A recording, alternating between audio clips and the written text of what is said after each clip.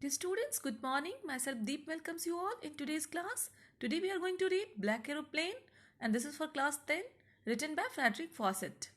Frederick Fawcett के द्वारा लिखी हुई कहानी ब्लैक एरोप्लेन को आज आप पढ़ोगे जो क्लास 10 के लिए है. The black aeroplane is one of the claimed work by Fawcett. This story basically revolves around a mystery. The narrator was going to England in the hope of having a wonderful English summer spent with his own family. Black Aeroplane faucet की रचना है और ये कहानी खास तौर से एक mystery के बारे में आपको बताएगी, एक रहस्य से जुड़ी हुई कहानी है. Narrator was going to England in the hope of having a wonderful English summer spent with his own family. Narrator अपनी फैमिली के साथ समर स्पेंड करने के लिए जा रहे हैं.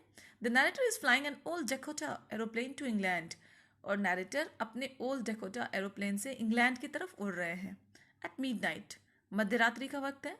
Though he was dreaming of spending the holidays with his family, यद्यपि वो ऐसा सोच रहे हैं, एक तरह से वो ड्रीम देख रहे हैं कि वो अपनी फैमिली के साथ अपना हॉलीडे स्पेंड करेंगे. Unfortunately he runs into huge and black clouds on the way. लेकिन अचानक से उनके रास्ते में काले काले बादल आ जाते हैं. These clouds were large and shaped like mountains, according to the narrator's account of what he witnessed. जो कुछ भी नरेटर ने देखा उस तरह से अगर हम सोचें तो वो क्लाउड्स जो थे वो बहुत ही लार्ज थे. And those clouds were shaped like mountains. Mountains जैसे उनकी शेप थी. तो फिर क्या होता है, all his instruments in the aeroplane like the compass and radio coded. However the narrator took a great risk and entered into these clouds. जब वो उस तरह के काले बादल को देखते हैं तो एक बार को तो उनको डर लगता है क्योंकि उनके सारे इंस्ट्रूमेंट्स ने काम करना बंद कर दिया था.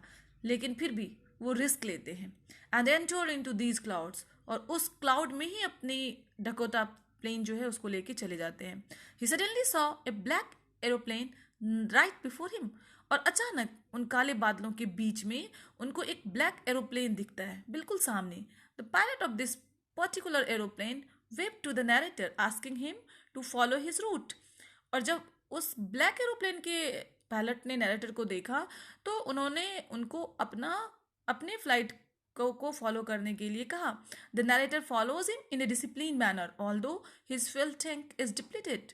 Suddenly the pilot sees more light some light on the ground which indicate that it is a runway. लेकिन अचानक जबकि उनके फ्लाइट में ईंधन भी कम थी, नरेटर के फ्लाइट के अंदर ईंधन भी कम थी, फिर भी पीछा करते करते अनुसरण करते करते ब्लैक एरोप्लेन का अचानक उनकी आंखों के सामने में रोशनी सी दिखी और उन्हें पता चला कि उनकी फ्लाइट एक रनवे पे है.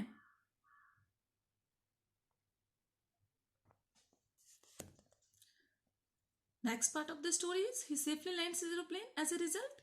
और जब सामने रनवे होता है तो वो बहुत ही सेफली अपने फ्लाइट को लैंड कर लेते हैं. Once he went up to thank that pilot eventually, he was told at the control room that no other plane was seen flying in the sky on that particular night.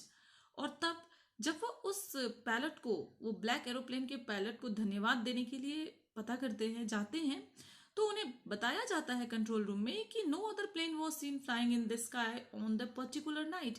कि उस रात तो उनके flight के अलावा कोई और flight आसमान में दिखा ही नहीं, था ही नहीं उस time. This information leaves him shocked. तो आप समझ सकते हो कि ये इंफॉर्मेशन उनके लिए कितना शॉकिंग था. And there remain several unsolved questions in his mind. और इस प्रकार से उनके माइंड में बहुत सारे अनसुलझे सवाल जो है वो रह जाते हैं. Who do you think this pilot was?